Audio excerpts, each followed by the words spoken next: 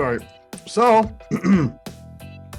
what are we talking about today on our comeback episode? Today on Keepin the Geek Bros comeback episode 166, we've got the FTC finally ready to allow the Microsoft and Activision Blizzard merger to happen. Hollywood actors are going on strike. Xbox is ending its Live Gold subscription.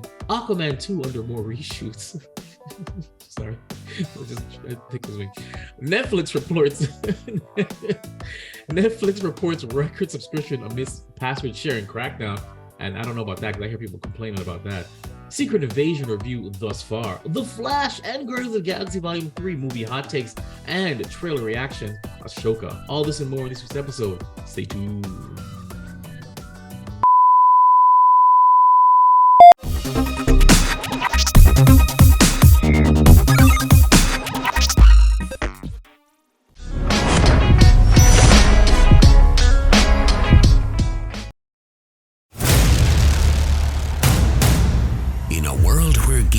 Never looked so good.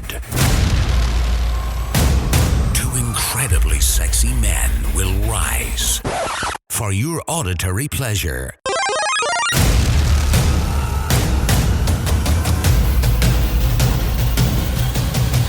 Here's your hosts, Keeping Up with the Geek Bros. Yes. Keepin the Geek Bros podcast. I'm Vibe, and that's Man. We're the hosts of Keepin the Geek Bros podcast, family podcast. I said podcast 3 times in the same sentence, allegedly. Sorry, guys. All right.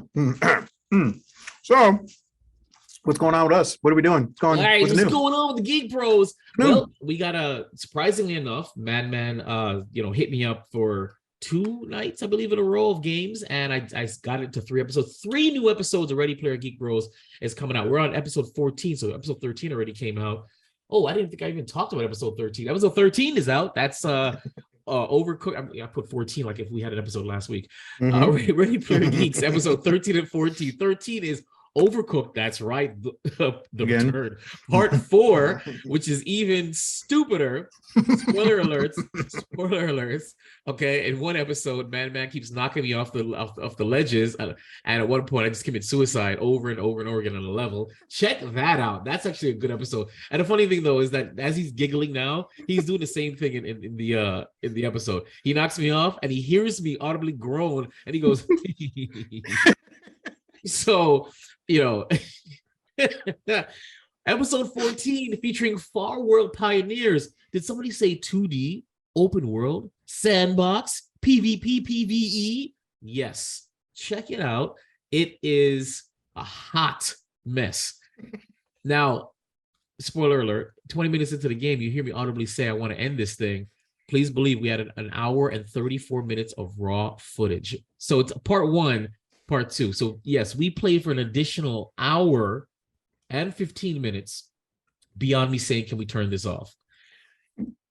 I don't know. Man, if I had to briefly explain, Man was obsessed with building a shelter and building a door, several doors. And between dying and freezing to death, that was the game. It was a hell of a game. So I say, check it out. Episodes 13 and 14 are now playing, and Ready Player Geeks. It's not season 2 technically. It's actually, I guess, an addendum to season 1. And but yeah, he did surprise me with 2 nights of recording, and I said, I'm not gonna wait. I'm gonna put these suckers up. Check it out. These are some of the funniest episodes that we've done. Far World is definitely hilarious. I'm miserable in that game. All right, gent, what are you geeking about this week? Oh, damn, there was a movie that was coming out. I completely forgot about it. Hell yeah. Sharknado 5, 10? No. Oh, shit. Something was coming and I forgot. Not me. I bet you family podcast. I mean, yeah, whatever, kids. But yeah, damn, I don't remember I just watched. Actually, I didn't watch it fully. Did I? Oh no, I did watch it. The Outlaws on Netflix. Hysterical. I don't know what that is. Hysterical. You gotta watch it. I don't know what that is. You ever seen Shaun of the Dead? Yes. Good movie. No. Modern Family? No, I've heard of it, but no. Okay. No. Okay. That's Well, that's the there's show. That's the show where after Al Bundy divorced the other chick from Married with Children, right? And he moved on to another family. yeah. Actually, I mean, I don't think it correlates in that way, but yeah, Okay. he's in there. That's my head canon. So yeah. Yeah, it makes sense. But they hired a guy. Peggy. He divorced Peggy. There Yeah, it is. but the family hired a guy and as a nanny. So instead of him being a nanny, he's a manny. um, How plan where that's my vibe. uh-huh. See, So wordplay. funny. Wordplay. So, Sometimes foreshadowing is obvious.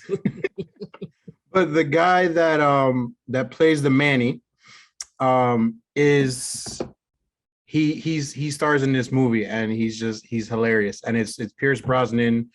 I forget the other lady's name. It's a bunch of comedians in there. Like it's a good movie. It's funny. On Netflix?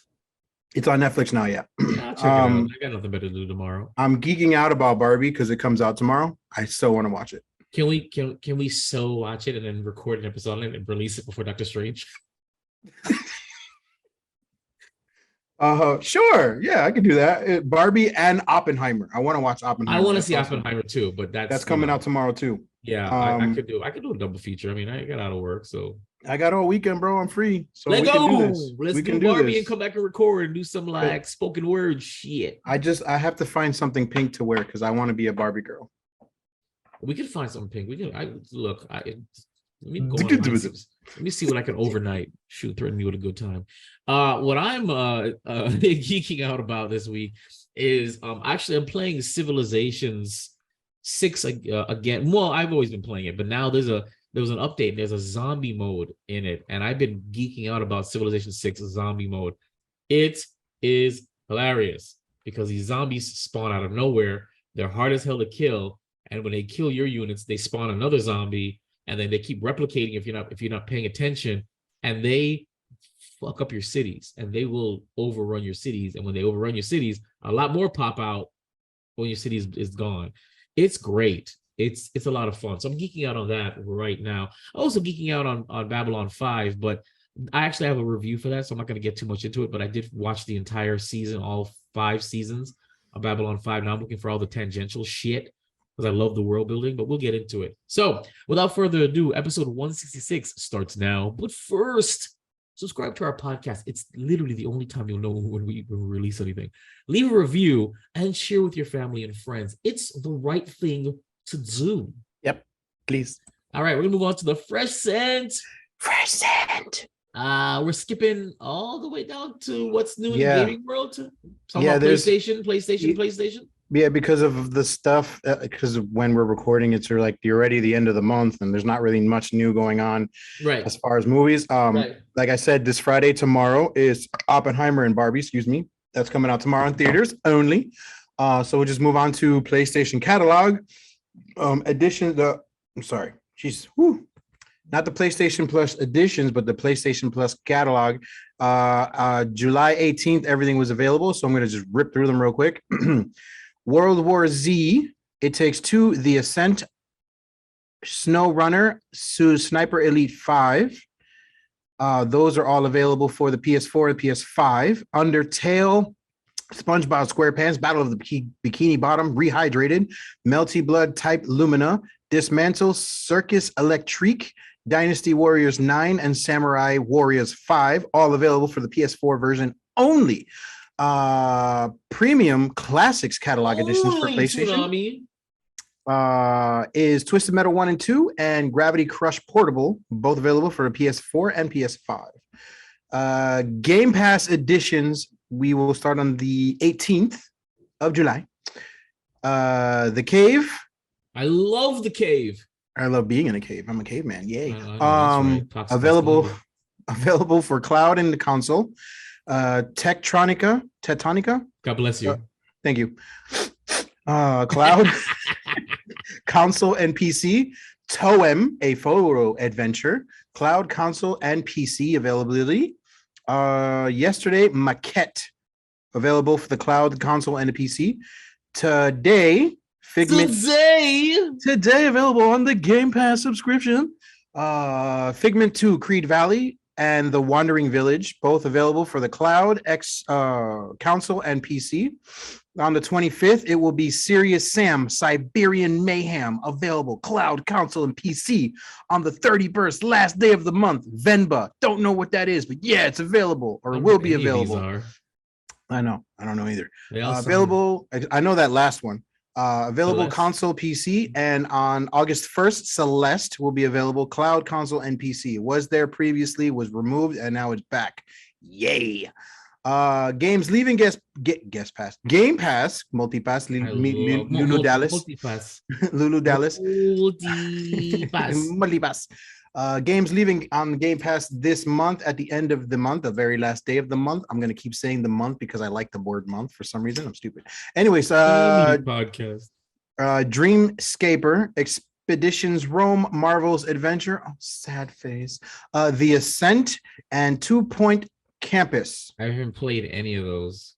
They are all leaving Game Pass at the end of the month. I might have played Dreamscaper. I think is that the roguelite game that I think so. I want to say yes and no, but I don't know. However, for people that are, and the only reason why I'm bringing this up because it's being replaced or moved. The Ascent is leaving Game Pass, but it is being added, or it has been added today on the PlayStation catalog. So if you missed out on Game Pass, you can play it on the PlayStation if you have your premium subscription. Video game that we are approving of this week that is coming out tomorrow is Pikmin 4 for the Pikmin 4 comes out tomorrow. Tomorrow on the Switch. And that's all I got. That's it for the gaming world. I know that's right. So we're gonna move on to Man's side piece. What's your name, girl? Microsoft something. So after a very long and exhausting battle. I love existing exhaust. Between the FTC and Xbox with their want to acquiring of Activision Blizzard. I can't talk. Finally, it looks like it might actually happen. They have a court date that was scheduled in August, and it seems to not be happening. 2 days ago, Xbox submitted a motion to withdraw the proceeding, to which FTC today responded with no objection. It would seem to spell the end of FTC's administrative challenge of the $69 billion merger. It remains possible. $9 billion? Yes. God damn. It remains possible the FTC will either refile or reach a settlement with Microsoft. What is going on with you today, bro? I can't talk, man.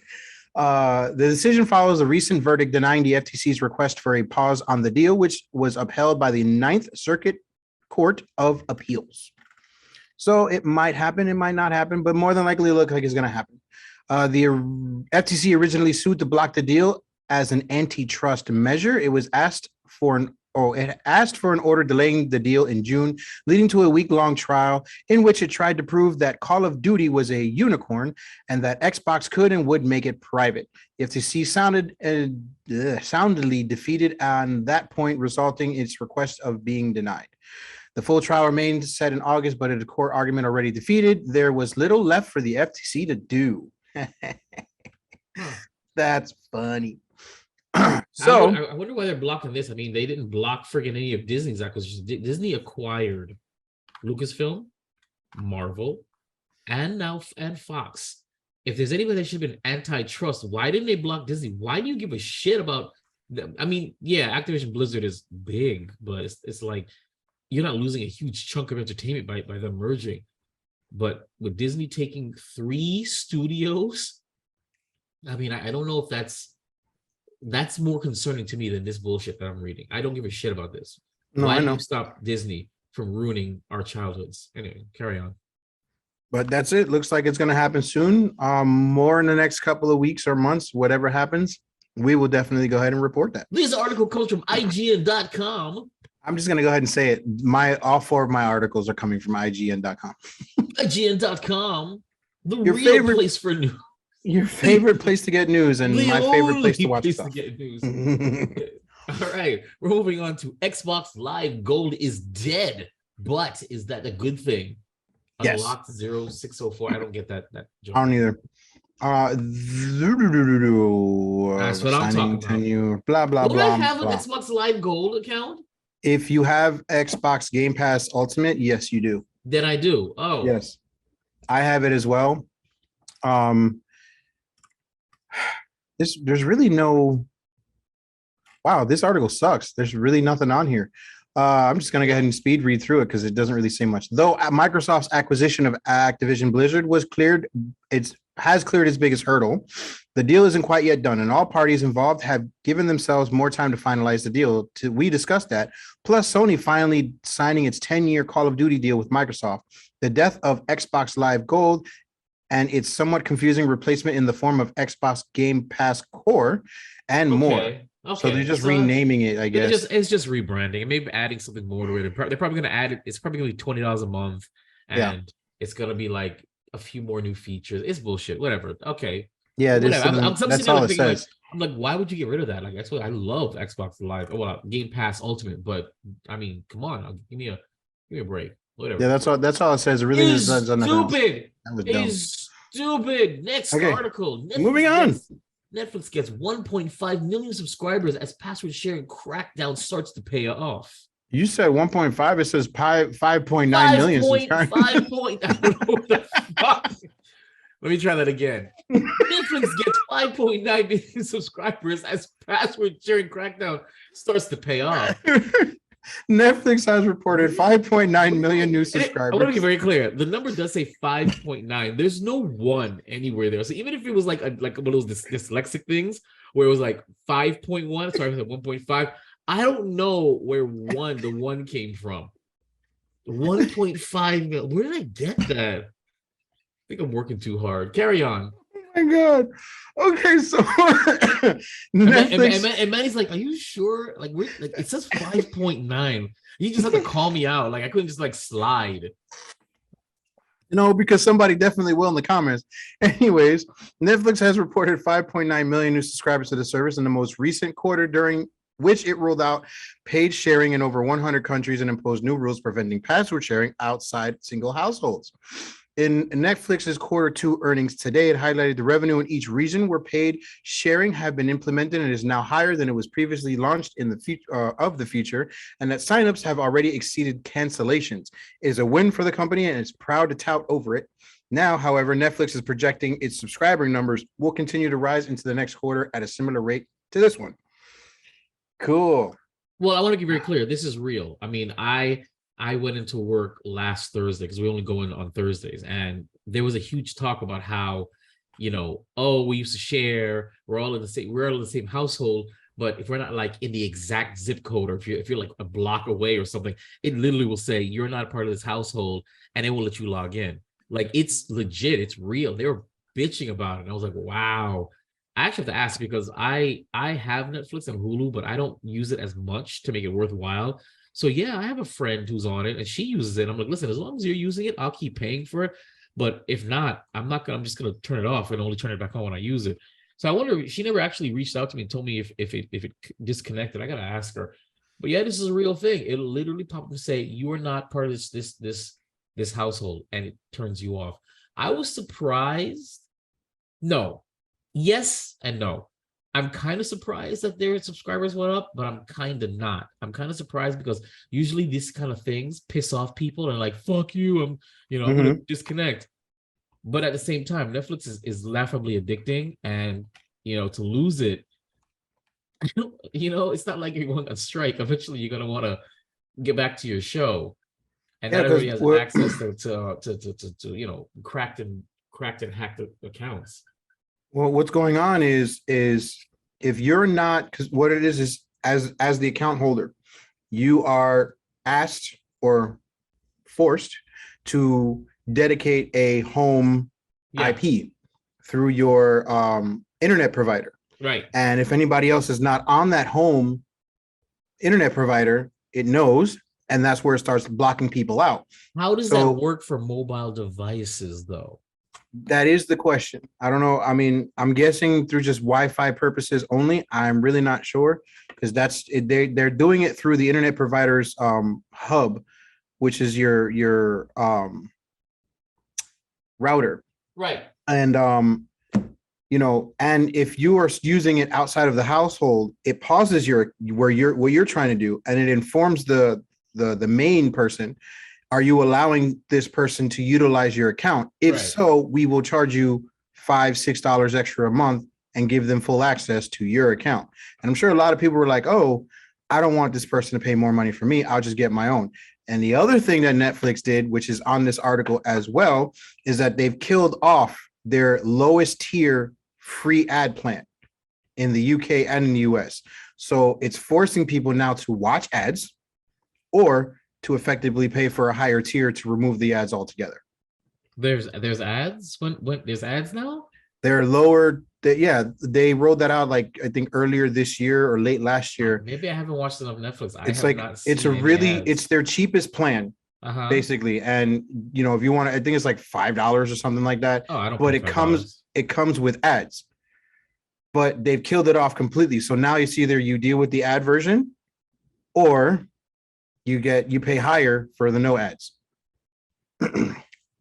Okay. I mean, I guess that's why I don't think I have. I think I pay, what is it now? $20 a month? I don't know, $15 a month. I don't know, $20, right? Mm-hmm. I think I pay $20 a month now. So I guess we have I think that's the first option for ad free. Okay. There's higher than $20 a month. Yeah. There's higher than $20 a month. Mm-hmm. To do what? What do they give? What do they give you? Multiple devices, Ultra HD, K, whatever the hell. No, I have multiple devices. I know that. But I mean more devices. You probably have like 2 to 4 or something like that. But they have 4, they have 6, they have 8, they have higher packages. You go Netflix, you make that money, honey, and send us free stuff. All right, we're moving on. I don't hate them. I'm not mad at them. It's a business, and all these years they've lost billions. But you know what's gonna happen, right? The big B. What? Everybody else is gonna follow suit. Yeah, nobody else does that. No, of course. But nobody else does that because nobody else has the subscriber base like Netflix. And Netflix is only, whose fault that Netflix did this? All the other streamers. They come on, so it's siphoning. Now they need to crack down. So because they forced Netflix to do it, they're gonna make everybody else is gonna follow suit. It's gonna be a mess. It's gonna be an absolute mess. It's gonna be a mess. The streaming wars have only begun. I think the streaming wars have ended. I mean, have you seen what's happening with Disney? Oh my God, I don't even want to start with Disney. Streaming wars have ended. They tried, they failed. They're trying to find their own little niche. You know what I'm saying? Like, I don't know. Like, Tubi is the shit right now. I don't know what they're doing, but they're rocking it, and it's free. So with all these free ones, with just a little bit of commercials, I don't know what else these guys that you're paying for, what they're gonna get for it. They're gonna lose. It's over. Nice try though. It was a good run. Next, Aquaman and the Lost Kingdom reportedly undergoes third round of reshoots, face confusion over the Batman. I'm not surprised that this is happening at all. DC's long-awaited Aquaman and Lost Kingdom is reportedly facing trouble behind the scenes. The Hollywood Reporter is writing that a sequel recently completed a third round of reshoots. These reshoots were handled by director James Juan and included stars Jason Momoa and Patrick Wilson. What? I just said hell yeah. Oh. The fuck is Patrick Wilson? But carry on. Patrick Wilson's his half brother in the first one. Oh, he's still in it? I thought he died. I don't remember the movie. Nobody dies. We're in the multiverse. While reshoots are hardly uncommon. Really While reshoots are hardly uncommon for superhero blockbuster, 3 rounds of reshoots is unusual. Sources indicate that these reshoots were done in response to lukewarm test screenings, with studio executives, no one cares, stepping in and why do they care? And overseeing a new edited film. Shit. I don't know, bro. I'm saying, either shelve it like they did with Batgirl, which I find to be the most hilarious thing that ever happened, or just throw it out there, take the L like you did with the Flash, and just know brighter days are coming because you are resetting the shit again with that guy with the face. Why are you doing this? According to what they're saying here is when a version of the film fared even worse with test audiences, they reshot it.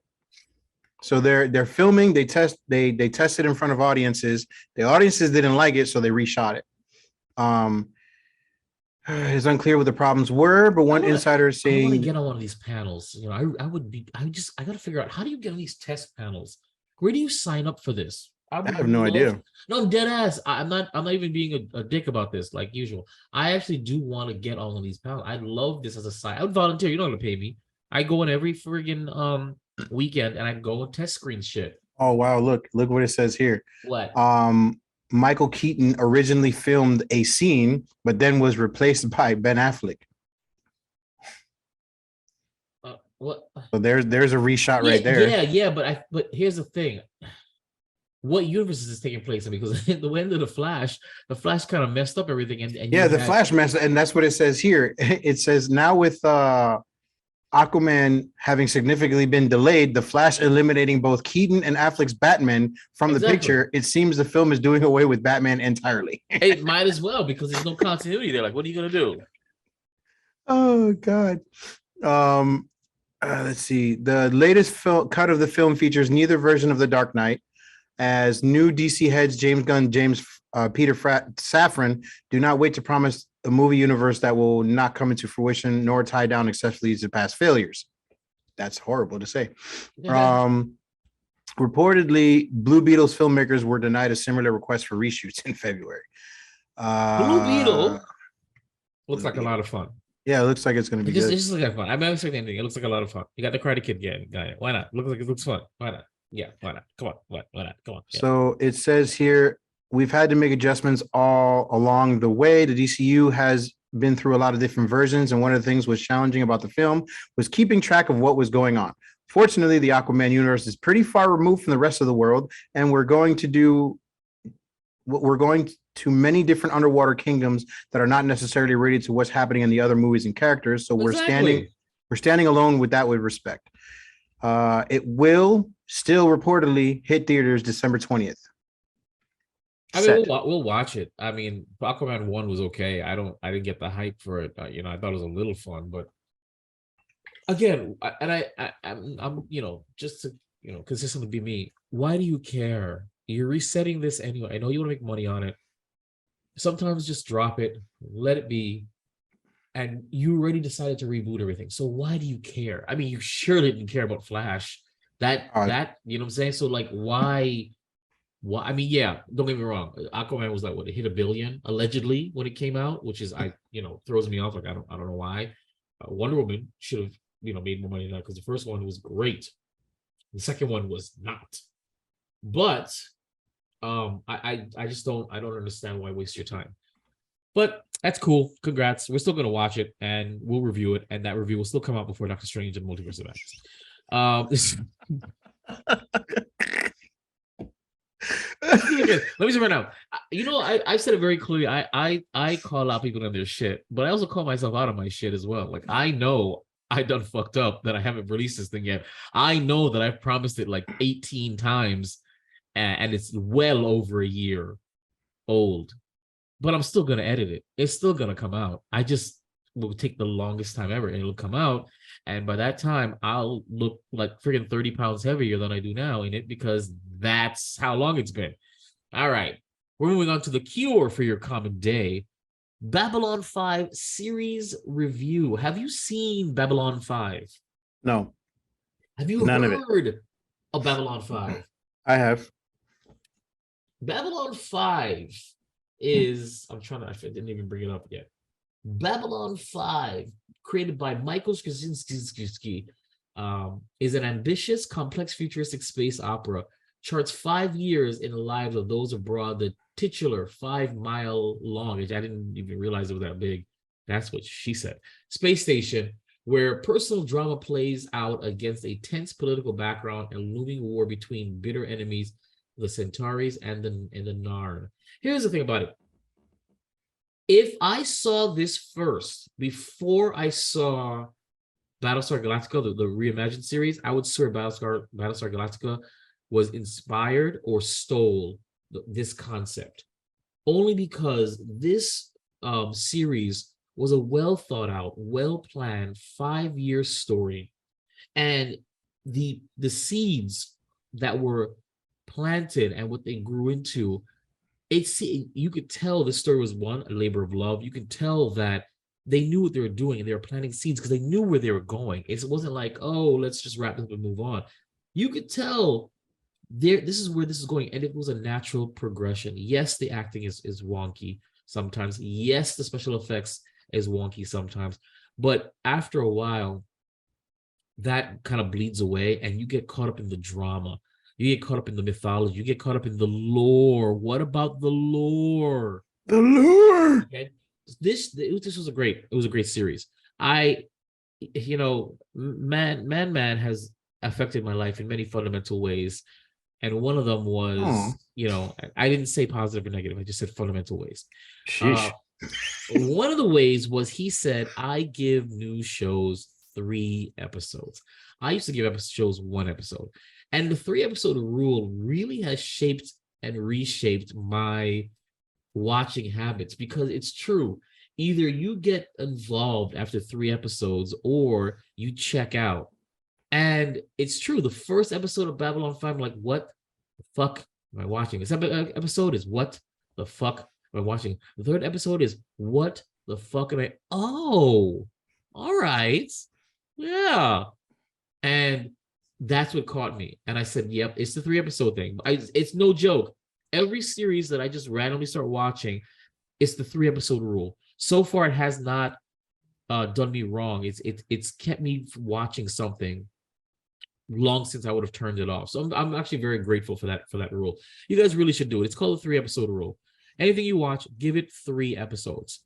Pay attention-ish, do what you got to do, but give it 3 episodes. If it doesn't catch your attention in 3 episodes, you're welcome to walk away. But by 3 episodes, if there's something there for you, it's there for you.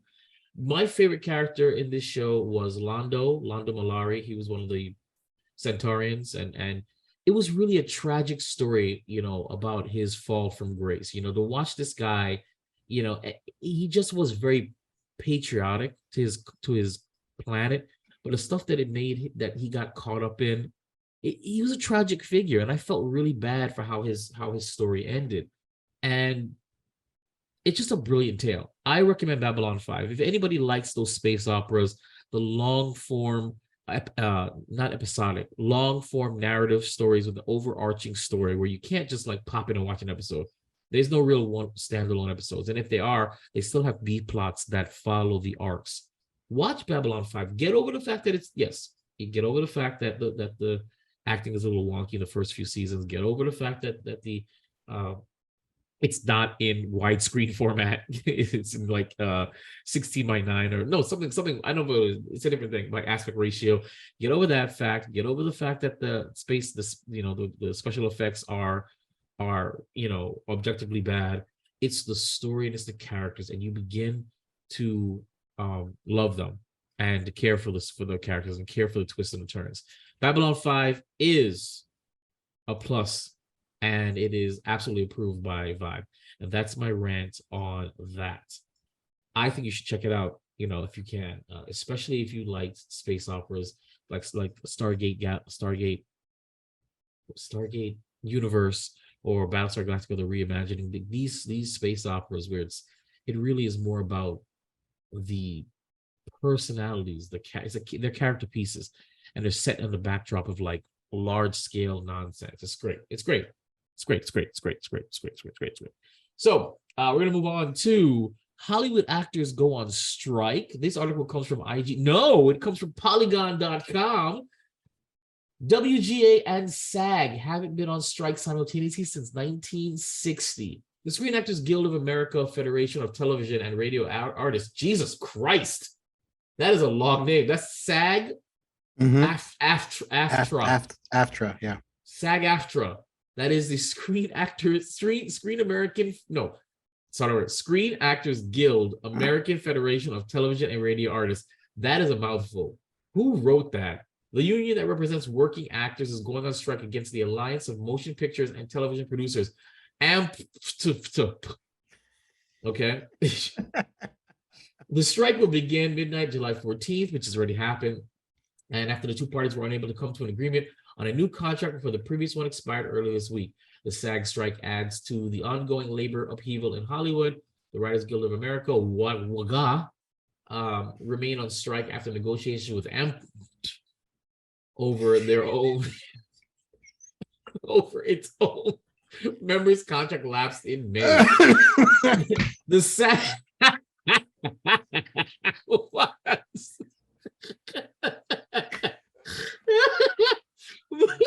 the SAG-AFTRA strike means the actors who are members of SAG-AFTRA will not work with any studios on their projects, including but not limited to television, movies, podcasts, and radio. This means that anything currently in production will be forced to halt until the two parties can agree on a new contract. Without actors, there's nothing to shoot. Actors will also stop attending promotional events, range from press conferences to premieres. This is quite bullshitty. I've heard some of the figures that these actors make, even the low tier actors. I've heard some of the figures these motherfucking screenwriters make, even the low figures. They make more than the common blue collar worker. Now, I know everybody needs to pay for their money. I understand. If you're that upset about your pay and you're demanding outlandish pay, for cost of living or whatever, maybe your lifestyle is too high. Maybe you should rein it back a little bit. I have no sympathy for these screen actors, for the SAG. I just don't, because they sound greedy to me. I don't know the full story, and I don't get it unless I you're can telling tell me you a portion of it. What's give me the portion? Are they Okay, are they trying to give them less money? No, what it is it's got a lot to do with the introduction of AI, chat GPT, or whatever the hell it's called, and Right. all of the streaming services, because actors now, they get nothing when movies go on streaming services. They get close to nothing if they get anything at all.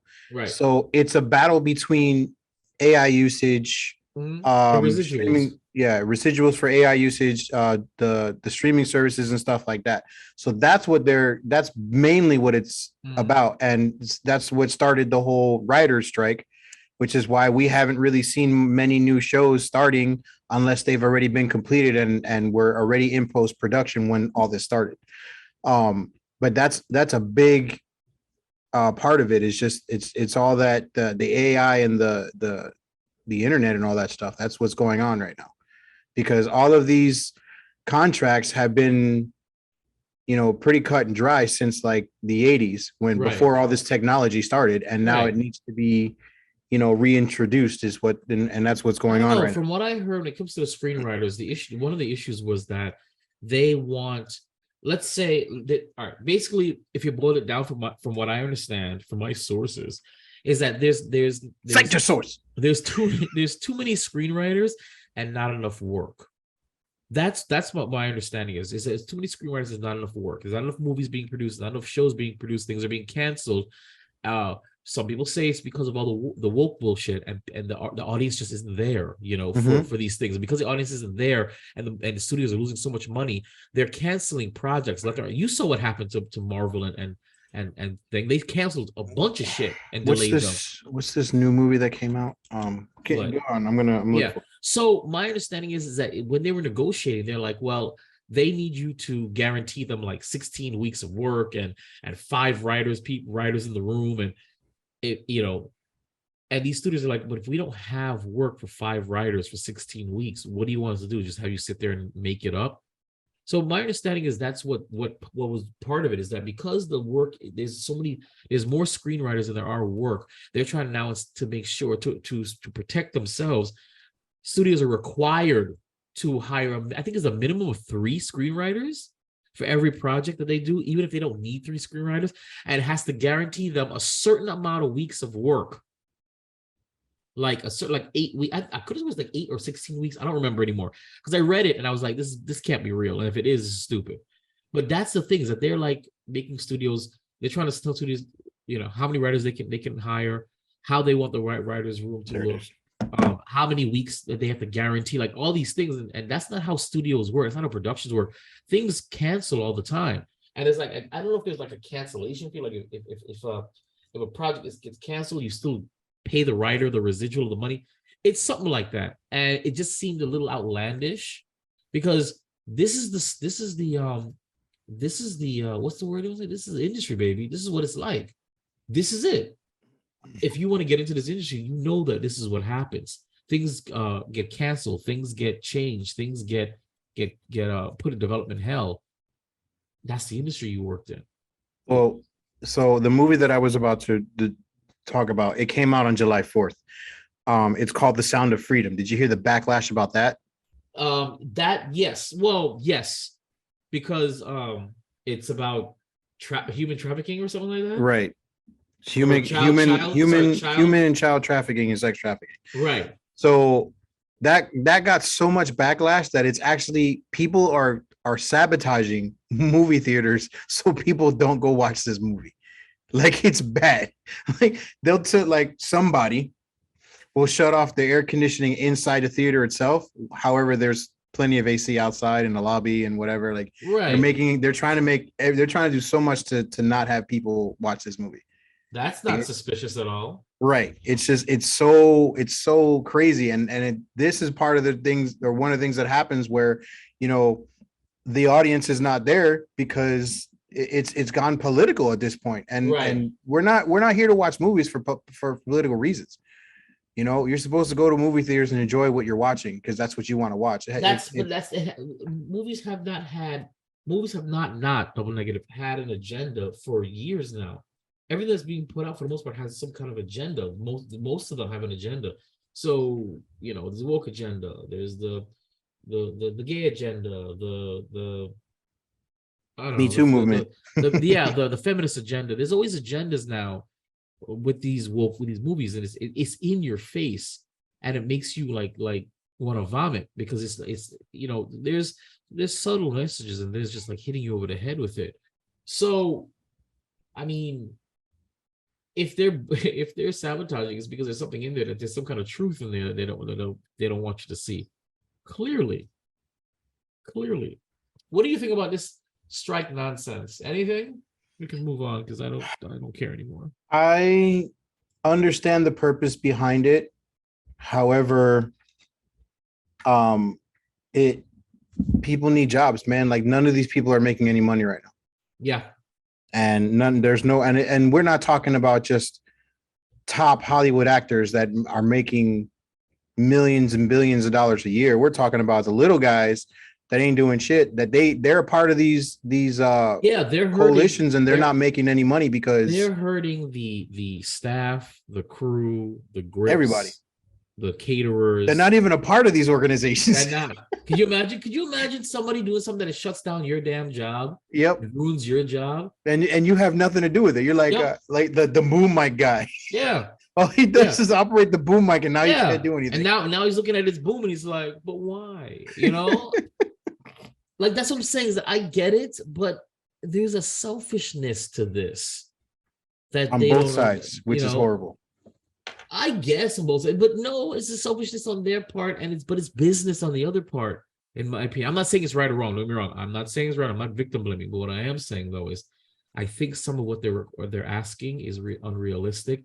This is the business that you're in. It is. It's the business that you're in, and you take this risk. And I understand this. That's what these unions are for. But you either adjust with technology, you adjust with the times, or you don't. But I think if we dig a little deeper, it's not just Chat GPT. You know what I'm saying? It's not just we want more money. It's the demands they're putting on the studios to protect their bottom line, because there just isn't enough work out there for everyone. And it's because they're producing shit that nobody wants to watch. You're writing shit that nobody wants to, whether you're commissioning it or somebody from the whatever board is saying, we need more representation. No, just write good stories. If you write just good stories, there's an audience for it. When you start writing things and there's obviously an agenda for it, and you don't give a shit that there's an agenda for it, you know, like you're literally looking at the screenshot, it says SAG-AFTRA, and there's a rainbow across it, you know? Clearly, there's an agenda there as well. I'm not saying it's wrong, but there's pushback. So what are you doing? How about we just stop? We start writing some good shows, some good series, put in a nugget of you know, representation here and there. Don't make that the center focus. Don't throw it in your faces. Just write a good story. And so when oh my God, you wrote a strong female protagonist. No, you didn't throw out there, this movie is gonna make men shit their pet. No, just throw it out there and be like, oh, that's pretty good. That's pretty good. Female lead, oh, I didn't give a shit. Black lead, oh, I didn't give a shit. But when you throw it in our face, like, this is it, this is gonna save lives. What? What are we talking about? This is not what it's entertainment. This is the entertainment business. Mhm. Entertainment doesn't necessarily always have to have a message. This is not edutainment. It's entertainment. Well, there should be messages and they should reflect. No, it doesn't have to. You can have a movie about something, but in the service of a story, not the about something in service and be about it. But that's just how I feel. We're gonna move on to something else. Have you watched Secret Invasion review thus far? Have you seen any Secret Invasion? I saw like 10 minutes of the first episode and I just couldn't finish it. Really? Yeah, and it's not because I didn't try. There was a lot going on around me. So I was like, yeah, I got to do this on my own. Like, I can't do this. Yeah. Right now. I've seen, I think it's 3 episodes are out. I've watched 3 episodes. It's fine. It's not like I like Samuel Jackson. And spoiler alert, one of the episodes they actually do the de-aging thing again on him like they did in Captain Marvel. And that looked great. It looked great. Okay, it looked great. But I still don't really understand what the point of this is. It's another one of those cool characters deconstruction thing, like, oh, he's old, he's tired, he's lost faith. I'm just like, why are we doing this again? You did it with Luke, you did it with Obi-Wan Kenobi, you did it with who else did they do that was all old and like, why does everybody age so ungracefully in these Disney productions? Why can't we have like friggin' what do we have? Like Top Gun. He aged in that series, but he wasn't miserable. Yeah, he had trauma. He was upset about how he treated, he had his own problems, but he wasn't demoralized. He still got in the cockpit. Why are we doing this to our actions? Why are we deconstructing every male protagonist? But as men aren't supposed to age well. Clearly. But I'm not just bitching about that. I mean, the series, it's okay. They are hinting at trying to explain why he left Earth, and that's all I'm watching it for. Is why did he go ghost? Why did he leave Earth? Why did he just stay up inside the spaceship? And chronologically, when did he actually leave and never come back? That's what I'm trying to figure out, because he wasn't around for Civil War, and there's any time he should have been around for Civil War. I think the last time we saw him on Earth, allegedly at the end of Endgame, but he wasn't there for Endgame. He was at the end. He was at the end of Infinity War on the streets, but was that really him? What was he doing? Where was he? He was in Civil War. No, he wasn't. Yes, No, he wasn't. What am I thinking of? You're thinking of like the last thing he was in was Captain Marvel. Okay, but that was in the past. Yeah, but that's a time he was he was in Civil War because nope. He met up with Captain. Oh no, that wasn't Civil War. Nope. What was that? Winter Soldier? That was Age of Ultron. Was that Age of Ultron? Where he met up with them in the farm? Yeah, it was Ultron. Okay. The last time we can chronologically say that was him on Earth, and he had anything to do with what was going on Earth, substantially, was Age of Ultron. After that, he kind of became a ghost for like most of the season. He did like some end credit stuff here and there. He was in Spider-Man Far From Home, but that wasn't him. That was Kratos or Kronos or whatever his name was. You see what I'm saying? So when did he, in Far From Home? No, right. No Way Home. No, Far From Home. That wasn't him. That was the shapeshifter, the Skrull. Maria Hill and Nick Fury were in it, and at the end, you see that they shapeshifted back into the Skrulls because Nick Fury wasn't there. Did I miss that scene? I think it was. Yeah, it was at the end. I don't know if it was an end credit scene or like the end, but that wasn't Nick Fury at all. So I'm just saying it's stupid. This is all stupid. Anyway, But Secret Invasion, it's okay. It's not catching my attention. I don't give a shit. I just want to know why he left Earth. There's an excuse there, and there's some twists and turns. No, there is a twist, maybe a turn or two, that got me kind of like, oh snap, did they really do that? But then again, death doesn't mean anything in the MCU, so I don't know. Let's see how long these individuals stay dead. So that's about it. All right, we're gonna move on to the Flash movie. Hot take. Did you watch that? I did. All right, I'm gonna let you talk first because my throat's dry. That's what she said.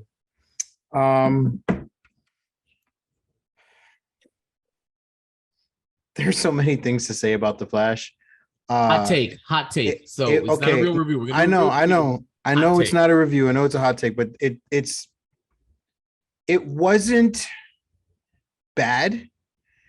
It wasn't good. That's my hot take. There was plenty to enjoy within the movie. There was plenty to be disappointed about with the movie. Would I suggest paying for it to watch it in the movie theaters? Hell no. All right. Definitely not IMAX. No. Definitely. Right. And I agree. I was gonna say my hot take is The Flash was a movie. It was a movie. It's not as bad as everyone is saying. It's not trash. No, yeah, it's not that bad. But it's not it's not good. It's not a good movie.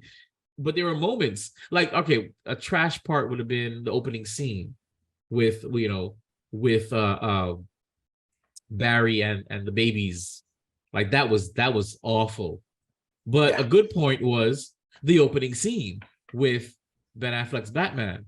Yeah, you see what I'm saying? Right. That's the same opening scene. It was terrible, and the CGI was god awful, by the way. Woo! But it was also really good, that scene, because I was following. I was like, yeah, this is hot. I like this. What I can say is that yes, there are two Flashes in it. There's a younger him and an older him, and they actually managed to make the older him less annoying than the younger him. Yeah, they did. And I was like, wait a minute. They're making him relatable. They put all the annoying shit into the younger one, and I'm actually relating to and he related to it. Exactly. He related to it. He's like, he now did. I know what everybody's talking about. It was meta. It was very meta. Yeah, it was very meta. It's like, am I really this annoying? Fuck, shut the fuck up. Like it was very meta. And Keaton's Batman, it was good to see him. It was oh my funny. God. It was good to see him. I like what they did. I like what they did with his character. Like not the whole still the same shit. That's what it was. Another one deconstructing. He's there. He's old and senile and bitter and mad. Except this time it's because Gotham doesn't need him. And I was just like, why is all our old heroes all miserable? Like as soon as I saw that, I checked out because I knew part of his arc is going to be getting him back into the suit and getting him back into. Come on, do we have to do this? Why can't he be like sitting there? He's feeling like antsy, and finally somebody comes and is like, "We need you." He's like, "Yeah, let's go. I want to fight." Why do we have to convince him? Why do we have to do all of that? That's getting old, guys. But although I like the callbacks to his movies. I liked every time the 1989 Stinger music came on. Dun, dun, dun, dun, dun. I was like, yeah. Yeah, the many callbacks to his movie was that did it for me. No, like, you want to get nuts? Let's get nuts. Right, but that doesn't work. He's like that's like Manny saying, listen, Jay, you want to go catch the Barbie movie? And I respond with, you want to get nuts? Let's get nuts. But that's what he did. They his response, it didn't work with the question that was asked. I'd have been like, never mind. I don't know what's happening here. Never mind. yeah. You need to sit down. You need to sit out on this one. I'm sorry. Yeah. This is you're getting a little too much here. It's too much. Have a seat, Grandpa, and we'll move on. So no, I liked it. I did, but they could have. That was so clunky of him saying that. It was so weird. But all in all, there was moments that I enjoyed. A lot of moments that I didn't. In the end, it was a movie. Yep. Would I watch it again? No, unless I have to like watch it again with this man here to review it. No, but am I mad that I saw it? No. There was moments. There was some really interesting moments, like the Speed Force crap That was interesting the way they showed that. It was weird and didn't make any sense, but it was stylistically, and some of the CG was. But what did it for me though, or I shouldn't say did it for me. What bothered me is you've seen the CW Flash, correct? Yes. Okay, so not a spoiler alert. The individual that was in the Speed Force that they ran into. Yeah. It's a callback to the CW show. Yeah. So yeah. if you saw, if you've seen, like Saboteur, yeah, Saboteur. yeah. So if you've seen the CW show, you already knew who the hell that was. Yeah, yeah. So it was just like, really? No, I knew it. The minute I saw that, I was like, are you? Is that? I was hoping it was a crossover.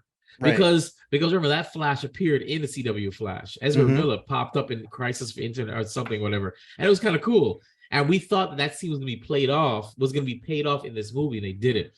Why they didn't put Grant Gustin in this for anything for a little bit? Why he was there for like 2 seconds? Where? When all of them came in? No, you didn't see him at all. Which one's Grant Gustin? The CW guy, the CW. Oh, okay, yeah. You didn't see him. No, you saw. You saw Earth, yeah. B or whatever it was, the one that go at. Yeah, I forget what his name was. Jay Garrick. I think. Yeah. Jay Garrick. You saw Jay Garrick, but not even the Jay Garrick that from the guy who plays him in John Shepley, whatever his name, Whip or whatever. Not even him. Not even his Jay Garrick. Like seriously, it's just. It was. But I mean, I don't. This is not something I'd wear my grumpy mad hat to review. I would probably just, sit there and be like, yeah, it was a movie. All right, we're gonna move on to Guardians of the Galaxy hot take. Have you seen Guardians of the Galaxy? Because you wrote this. Okay. What's your hot take? Same shit. What does that mean? It was a movie. It was somewhat entertaining, but it was also very disappointing. I would have to say I would watch the Flash over the Guardians. Yeah. Oh, be still my heart. That's how. If I had to rank them, yeah. This stars and goddess. I just really. I didn't. It doesn't resonate with me as the other. Why did it resonate with you? What was it about the story that didn't resonate with you? So it was just too much. There's too much going on. Okay. I mean, spoiler alert, if you've seen the trailers. No, I'm saying if you've seen the trailers, then you'd understand the flashbacks of Rocket. That was too much. Like, I get the purpose of it, but it was too much for me. Like, once they kept going back to it, I was like, why are we doing this? But that was the crux. That was the emotional center. That was the heart of the movie. You know how I am with emotions, bro. Like, I'm just not for it. I have something to say about that, but I'm gonna leave that for off the camera.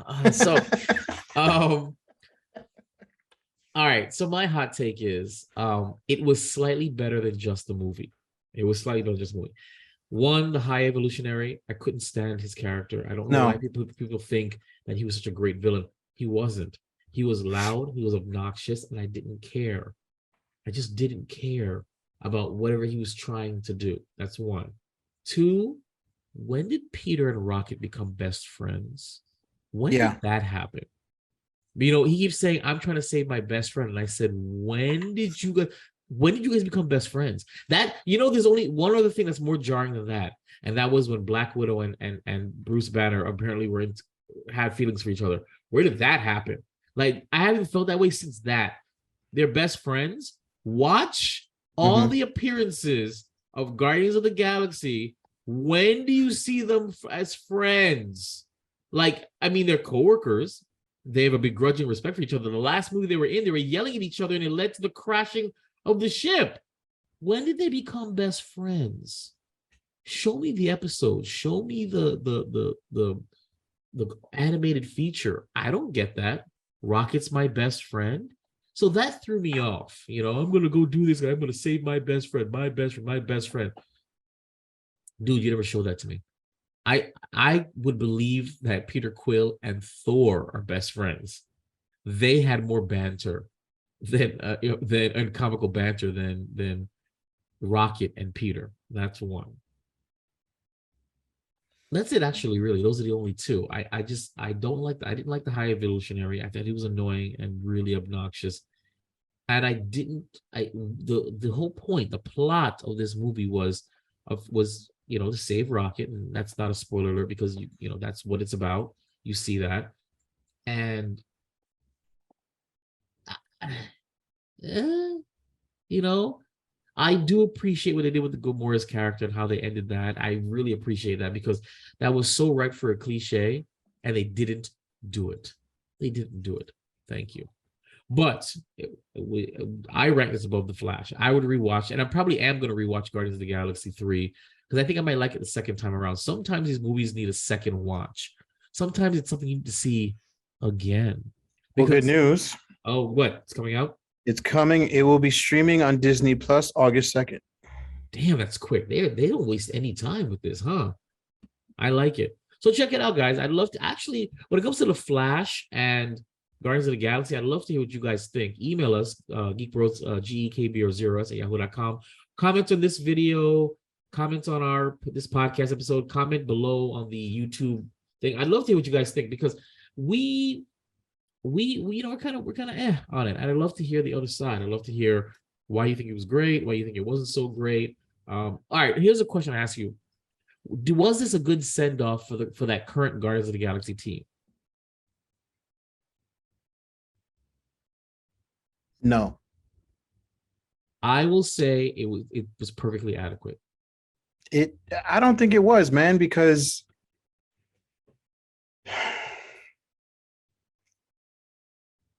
it left way too much open. Well, that's on purpose because even though James Gunn was leaving the franchise, he couldn't kill off all the characters. He couldn't just say oh, you guys all suck. No, he's I'm gonna end this run and leave it open-ended. So when Disney, not if, but when Disney wants to continue these characters, I haven't shut the door on them. I guess, but I don't know, man. It didn't do it for me. I think that I think it was adequate for. You know what? Let me change my answer. I think it was adequate as much as the movie was subpar for me. You're gonna be wearing a grumpy hat, man. I mean, and here's the thing, though, guys. You guys, he's not saying anything wrong. You have to understand, man is very diplomatic with his words. What I'm translating it was that he believes this movie was almost hot garbage, and okay, not complete, but almost hot garbage. He was not entertained. So that's me translating for him in vibe talk. So he'd be wearing a grumpy man cat for this. I mean, listen, I'm not saying the entire movie was without entertainment. It just overall, it didn't do it for me. It was the best. It was one of the best hallway fights they ever filmed. That was for sure. You didn't like the hallway fight? Yeah. He thinks this movie was hot motherfucking garbage. We're gonna move on to another thing that's gonna be hot motherfucking garbage. The Ahsoka trailer. We're gonna review that before we wrap it up. I haven't even seen that one yet. Neither have I, actually, and I am excited to see where this goes because who's a jigga what? All right. I'm sharing my screen. I don't know why we're so small. Bigger. Nope. Smaller. Size. There we go. Size matters. It does. That's what she said. I don't know. I don't think this is gonna look very good, but no. All right, whatever. Here we go.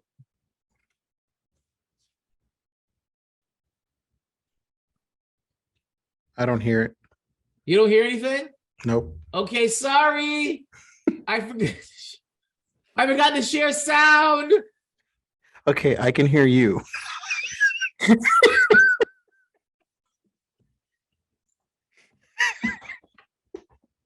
Oh. Share sound. Bam. Share. Bring it up. There we go. Actually, this is gonna look better. Maybe it's not. Is it gonna let me make you bigger? Nope, it's not gonna make you bigger. All right, here we go. War Sounds better. is inevitable. One must destroy in order to create. We are no Jedi.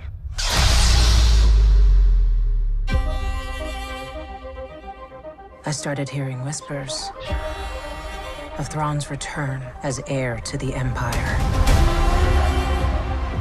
What happens when we find Thrawn? Power, such as you've never dreamed.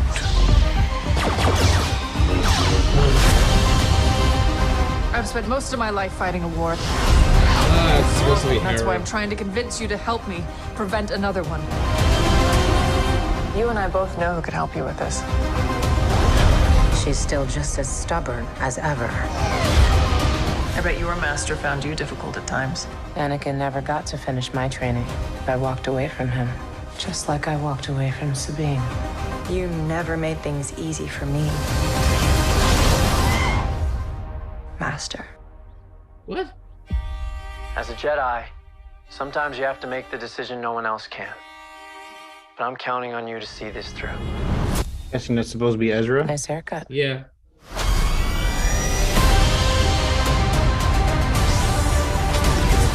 Sometimes we have to do what's right, regardless of our personal feelings. That's cute. Buckle up. If we don't stop Thrawn, everything will be in vain. Okay. You have no power. Anakin spoke highly of you. I'm not here to discuss my past. We have a lot of work to do. Once a rebel, always a rebel.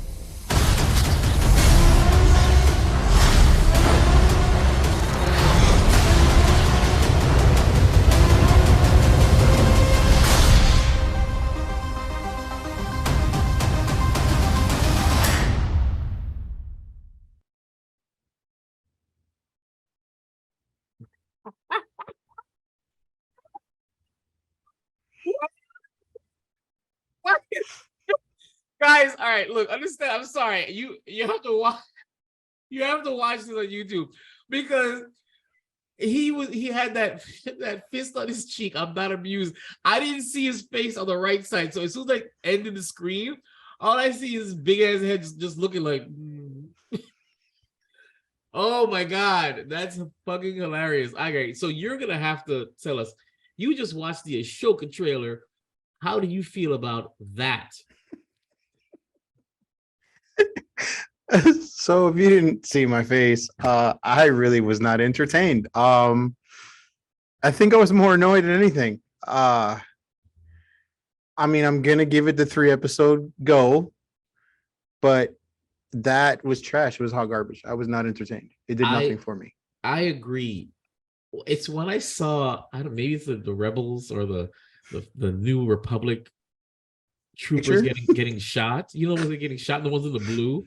And I couldn't stop focusing on how awful their costumes looked. They looked really, really cheap. I don't know. If you guys watch, there was a moment in the Geek Bros Star Wars episode where all 4 Geek Bros, or the Geek Bros at the time, it was myself, the artist formerly known as Juan, the artist formerly known as Dark Star Flex, the artist formerly known as Garbanzo. We all cosplayed in different Star Wars outfits. We looked better at that Comic-Con than what I saw in this show. I don't know. No, I know how I feel. I think this is going to be a terrible. All right, let me start it right here. I didn't really like Rebels to begin with. I watched it because it started getting better. Mhm. This is clearly a live action Rebels follow-up. It's a sequel series to Rebels. Mhm. And it looks worse and sounds worse than the cartoon. It's a follow-up to. Furthermore, who is this for? The show that informs this show was animated, and it was on Disney XD. It didn't end so long ago.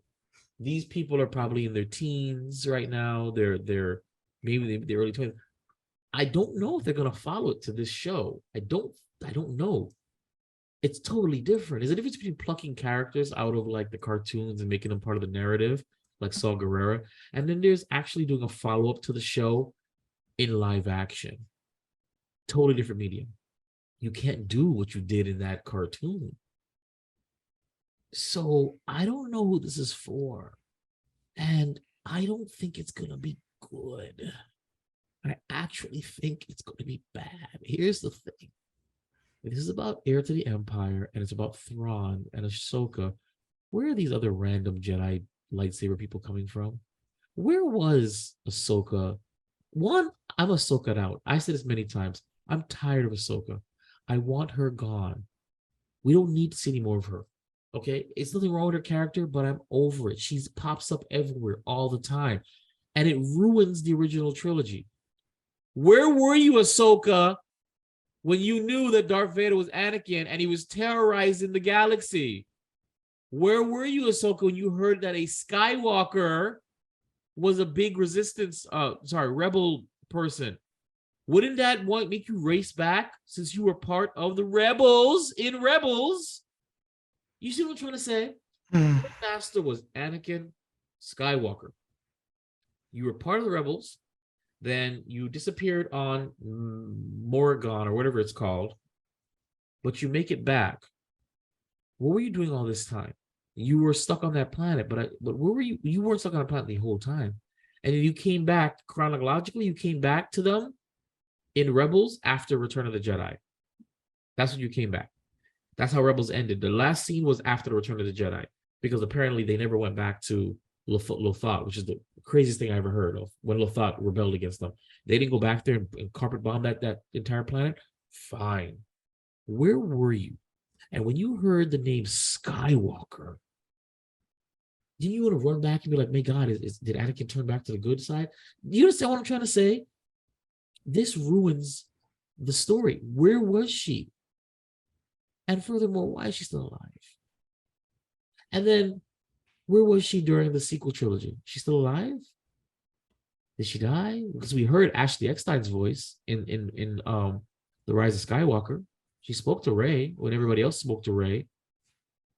I don't know, bro. I mean, I'm bitching and complaining because that's what Vibe does, but the series itself looks awful. The concept is awful. Rosario Dawson, I was never on board with Rosario Dawson playing Ahsoka. I don't know how you feel about it. Well, I never was involved. I never liked it. But in one-off episodes, sure.